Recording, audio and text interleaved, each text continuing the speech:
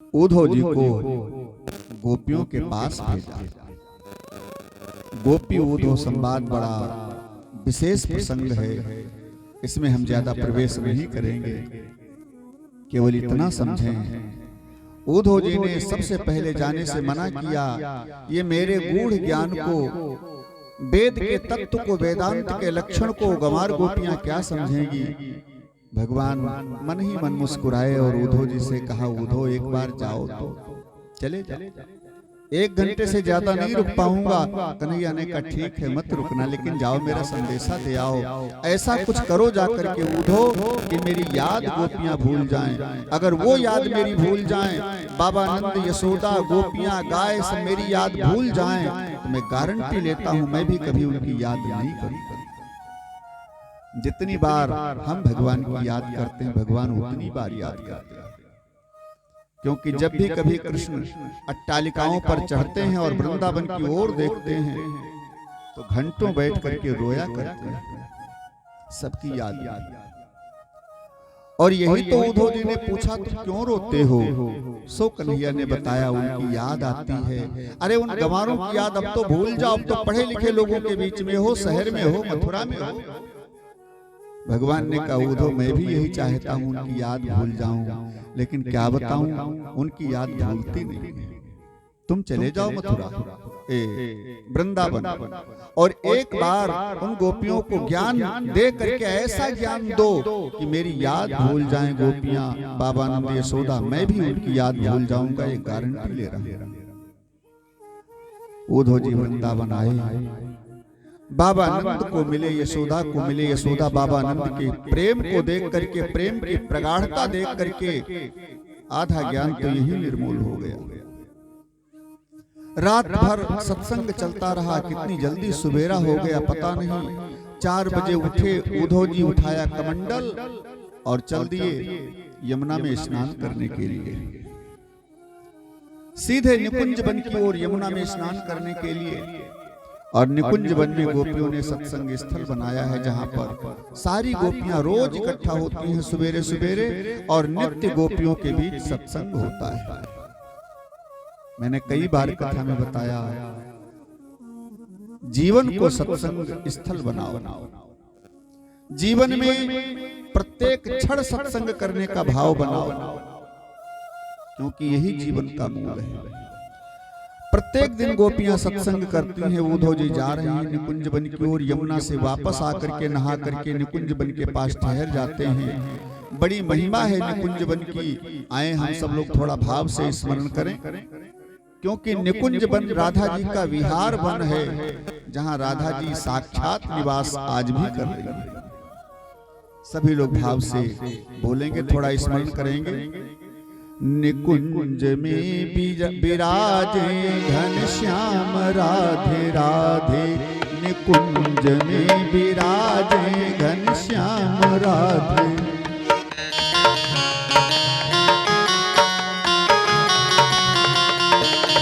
निकुंज में विराजे घनश्याम राधे राधे, निकुंज में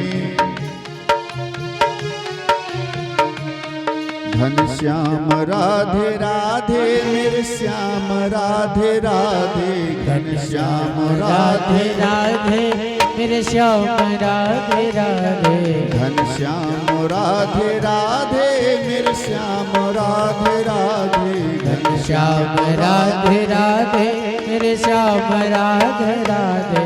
निकुंज में विराजे घनश्याम राधे राधे, निकुंज में विराजे मेरे श्याम राधे राधे।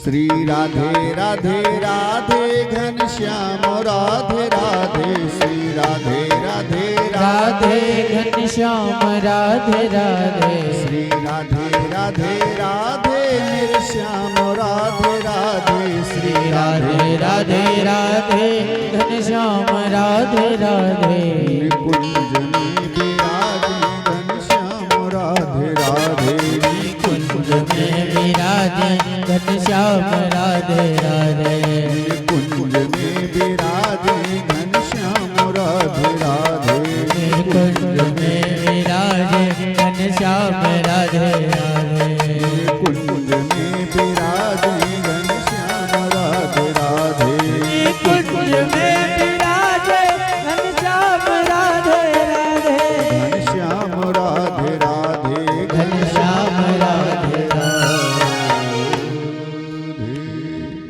बोलिए राधा कृष्ण भगवान की जय। उद्धव जी वापस आए। गोपियों की इधर गोपियों का सत्संग चल रहा है। एक वृक्ष के पास खड़े होकर के ओट में गोपियों के सत्संग को सुनने लगे उद्धव। क्या सत्संग चल रहा है? गोपियां सब अपने सपने का हाल एक दूसरे से कह रहे हैं। सब गोपियों ने अपने सपने का हाल बताया। आज सपने में कन्हैया ऐसे मिले, वैसे मिले, ऐसे कन्हैया दिखे। सब तो बोल रही है लेकिन राधा जी कुछ नहीं कह रही है। राधा जी शांत हैं। गोपियों ने राधा जी से कहा, किशोरी जी सब अपने अपने सपने का हाल कह रही हैं और तुम शांत क्यों हो? तुम भी बताओ, क्या तुम सपना नहीं देखते? क्या तुमने सपना नहीं देखा? राधा जी के नेत्रों से आंसू छलकाए। गोपियों, सपना दिखता किसको है? किसको दिखता है सपना? दिखता तो सबको है, लेकिन जो सोता है, जो सोएगा ही नहीं, सपना क्या दिखेगा? सपना उसे ही दिखता है जो सोता है। राधा जी कहती हैं, गोपियों मैं बड़ी प्रार्थना करती हूँ भगवान से, लाख मिन्नत करती हूँ निद्रा देवी से कि एक बार मेरे ऊपर आ जाओ, एक बार मेरी आंखों पर आकर सवार हो जाओ। थोड़ी देर के लिए अगर हम सो जाएं तो कन्हैया का सपने में ही दर्शन कर लें, मेरी इच्छा पूर्ण हो जाएगा। लेकिन मेरे को तो निद्रा आती ही नहीं। 1 वर्ष बीत गया कृष्ण को गए, 1 वर्ष बीत गया और 1 वर्ष से निद्रा नहीं आई राधा जी को, सोई तक नहीं। उद्धव जी ने दांत के नीचे उंगली दबाई। बाप रे, इतना प्रेम का वैशिष्ट! 1 वर्ष से राधा जी को नींद नहीं आई कृष्ण की याद में। इतने में एक भौरा आ गया मंडराता हुआ। भौरा मंडराता हुआ आया, राधा जी के चरणों पर बैठ गया। एक गोपी ने कहा, ए सखी ये देखो, ये आ गया है? अब ये आया है, कृष्ण का दूत है, श्री किशोरी जी के चरणों में गिड़गिड़ा रहा है, माफी मांग रहा है कन्हैया की तरफ से। कन्हैया ने ही इसको भेजा है। ऐसे हम जब कभी रूठ जाती थी तो कन्हैया मेरे को मनाता था, मेरे पैरों पर गिरकर मनाता था। अब वो स्वयं नहीं आ सका तो भौरा को भेजा है दूत बनाकर। सुखदेव जी कह रहे हैं, भाव की दृष्टि देखें, गोपियों को भौरा दूत दिखाई पड़ रहा है कृष्ण। और फिर गोपियों ने बोलना शुरू किया, ए सखी ये जैसा ये भौरा वैसे कृष्ण। भौरा भी ऊपर से काला अंदर से काला, तो कृष्ण भी ऊपर से काला अंदर से काला। महाकपटी है कृष्ण। जैसे भौरा कपटी वैसे कृष्ण भी कपटी। ये भी किसी फूल से प्रेम नहीं करता। फूल पर बैठा, उसका रस पान कर लिया, जब रसहीन हो गया फूल तो साथ छोड़कर दूसरे फूल पर चला गया। ऐसे निस्दिन भ्रमर करत फूलन पर संग सबन के जाई। जब तक रस नहीं उसका चूस लेता है भौरा, तब तक फूल के साथ रहता है। और जैसे रसहीन हो गया फूल साथ छोड़कर चला जाता है। ऐसे ही कपटी कृष्ण भी है। पहले तो प्रेम जाल में फंसाता है, और जब कोई फंस जाता है तो प्रेम बढ़ाता है। प्रेम बढ़ाने के बाद रोती बिलखती हुई छोड़ करके चला जाता है। इसलिए ऊपर से भी काला अंदर से भी काला कृष्ण। एक गोपी ने कहा, सखी तुम ऐसा बोल रही हो? अरे मैं तो इसके जन्म जन्मांतर की बात जानती हूँ। क्या बिगाड़ा था शूर्पणखा ने? कितना सुंदर मेकअप करके आई थी शूर्पणखा। रुचिर रूप धरि प्रभु पही आई। बड़ा सुंदर वेश बनाया, लेकिन इसने देखा तक नहीं उसकी ओर एक बार। सीतई चितई कही प्रभु बाता। क्यों? ये स्त्री का दास था, इसलिए सोचा अगर देख लिया जानकी जी पास में बैठी है, इसकी ओर देख लिया तो जानकी जी नाराज हो जाएंगे। स्त्री दास था इसलिए सीता जी की ओर देख रहा है। अरे नहीं करना था विवाह तो न करते, वापस कर देते। लेकिन ना तो खुद विवाह किया ना दूसरे के लायक छोड़ा। नाक काट लिए, कान काट लिए, हैं? कुरूपा बना दिया, दूसरे के लायक भी नहीं छोड़ा। ये आज का कपटी नहीं, जन्म जन्मांतर का कपटी है। एक ने कहा तुम इतना ही जानती हो। अरे मैं बताऊं, दो बंदर आपस में लड़ रहे थे, सुग्रीव और बाली। एक भाई का इसने साथ दिया और दूसरे भाई को पेड़ की ओट से मार दिया। किसके आपस में लड़ाई नहीं होती? क्या जरूरत थी तुम्हारी? एक का साथ दिया, एक को मार दिया। ये बड़ा कपटी है। एक सखी ने कहा तुम अब की बात कर रही हो, मैं तो आगे की जानती हूँ। बौना बन करके बलि के दरबार में गया, 3 पैर पृथ्वी मांगी बलि से और कहा अपने पैर से नाप कर लूंगा। बलि ने हाँ कर दिया। सोचा बौना है, थोड़ी जमीन होगी। किसी दुकान पर आप जाएं, कपड़ा खरीदने, कपड़े का मोल भाव तय हो जाए 1000 रुपए मीटर दूंगा, और तुम शर्त रख दो कि भाई अपने मीटर से नाप करके हम ले, तो दुकानदार क्या जाने इनका मीटर कितना बड़ा है। सोचेगा चलो 2-4 अंगुल फालतू होगा, बस चलो भाई अपने मीटर से नाप ले। लेकिन जब भाव ताव तय हो जाए, शर्त तय हो जाए, तब तुम अपना मीटर निकालो 50 हाथ लंबा। ये कोई बात हुई? अगर ऐसा करना था तो पहले मीटर दिखाते। मांगा बौना बन करके, और जब नापने का नंबर आया तो विराट बन गया। सब कुछ ले लिया बलि का। ये जन्म जन्मांतर का कपटी है सखी, हम जानती हैं।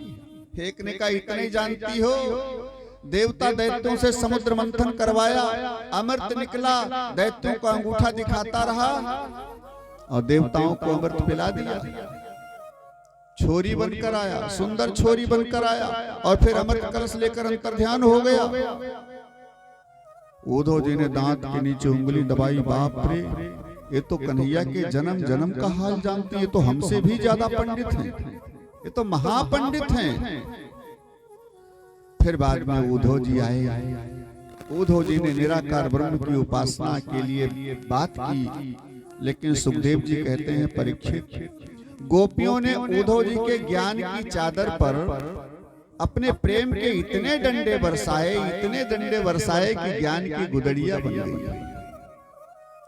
आज भी वृंदावन में ज्ञान गुदड़ी मोहल्ला, ज्ञान गुदड़ी मोहल्ला प्रसिद्ध है आज भी वृंदावन में, जहां उद्धव जी के ज्ञान के चादर की गुदड़िया बन गई थी। गोपियों के प्रेम के डंडे ने ज्ञान की चादर की, उद्धव के ज्ञान की चादर की गुदड़िया बना दी। इसलिए सुखदेव जी कहते हैं 1 घंटे के लिए कहकर गए थे और 7 महीना गोपियों का सत्संग करते रहे। 7 महीना गोपियां उद्धव जी से कहती हैं, होई जाती दुई दुई, ये होई जाती दुई दुई, बात नीर मोहिया रे, होई जाती दुई दुई बात, होई जाती दुई दुई बात, होई जाती दुई दुई बात, होई जाती दुई दुई, होई जाती दुई दुई, बात नीर मोहिया रे, होई जाती दुई दुई बात, होई जाती दुई दुई बात। और अमवा बौरी गईले फूल सरसैया, पिपरा के घरी गई बात, हो रामा पिपरा के घरी गई बात, अमवा बौरी गईले। पूरा 1 वर्ष बीत गया, नहीं आया। आम में बौर आया, फल आए, आम भी पतझड़ हो गया, काश फूल गई, पीपल के पत्ते झड़ गए, पूरा वर्ष बीत गया, कन्हैया नहीं आया। अमवा बौरी गई, फूली सरसैया, पिपरा के झरी गई पात, हो रामा पिपरा के झरी गई जा। टप टप महुआ,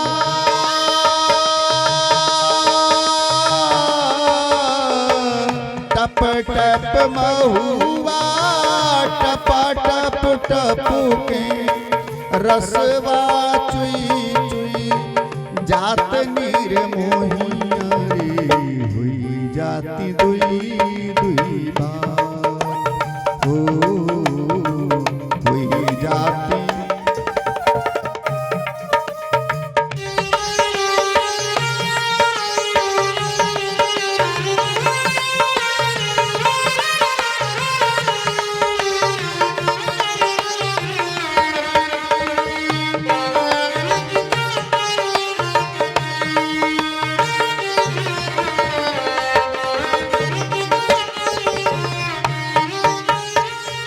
अब तक तरसे कदम की छैया, तन्हा रहा न साथ, हो रामा तन्हा रहा न साथ।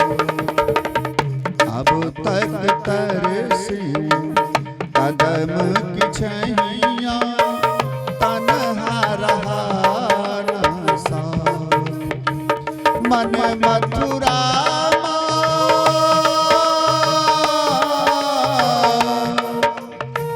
मन मथुरा तन गोकुल रहे निहारत, बाट नीर मोहिया रे, हुई जाती दुई दुई बात, हो हुई जाती दुई दुई बात, होई जाती दुई दुई, होई जाती दुई दुई बात नीर मोहिया रे, हुई जाती दुई दुई बात, हो हुई जाती दुई दुई बात। बोलिए कृष्ण कन्हैया लाल की जय हो। गोपियों ने उद्धव जी को ऐसे प्रेम की मार दिया कि उद्धव सूधो हुए चलो। 7 महीने गोपियों का सत्संग करते रहे उद्धव जी, फिर उद्धव सूधो हुए चलो। सुनि गोपिन के बोल, ज्ञान बजाई डुगडुगी, और प्रेम बजाई ढोल। प्रेम की ढोल के आगे ज्ञान की डुगडुगी का कोई महत्व नहीं रह गया। उद्धव जी की ज्ञान की डुगडुगी बजती रह गई।